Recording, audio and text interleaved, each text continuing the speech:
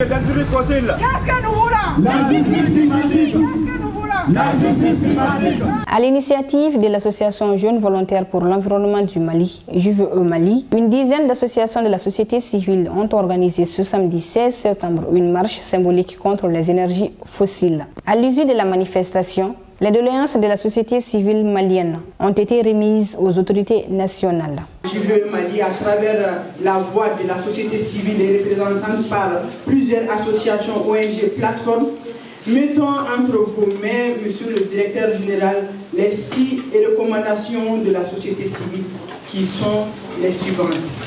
1. Non aux combustibles fossiles. Oui pour une justice climatique. 3. Transférez-nous les moyens financiers et technologiques. 4. Stop à l'éco-blanchiment. 5. Tenir les pollueurs responsables des dommages qu'ils ont causés. 6. Mettre fin à la mainmise de l'industrie fossile. Cela sont la conviction de la société civile et nous pensons que si ces 6 recommandations sont mises en vigueur, portées par les décideurs, on est sûr et certain qu'on va aller vers un développement durable. À l'Agence de l'environnement et du développement durable du Mali, le directeur a reçu les doléances au nom du ministre de l'Environnement.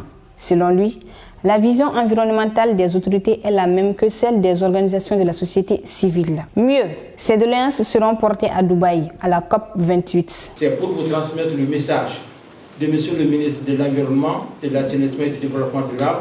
Il ne ménagera aucun effort pour mettre vos doléances aux négociateurs du Mali.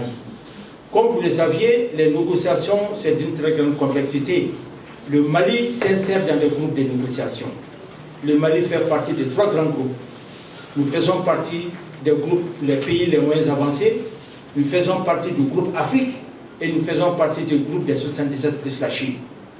Mais je pense que l'Afrique est déjà positionnée. Tout ce que vous venez de dire, ça va être notre combat à Dubaï, du 30 novembre au 12 décembre.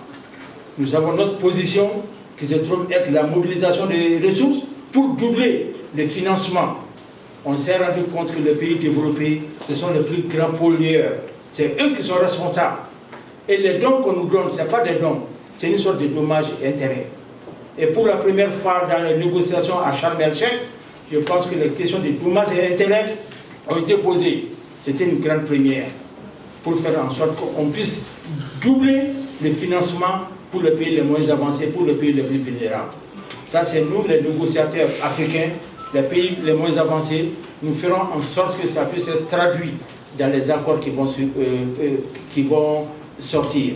Non aux combustibles fossiles. Oui pour une justice climatique. Transférez-nous les moyens financiers et technologiques aux pays du Sud. Stop à l'éco-blanchiment. Tels étaient entre autres les messages scandés par les marcheurs. À l'aide d'eux, une photo des familles a mis fin aux activités. Oui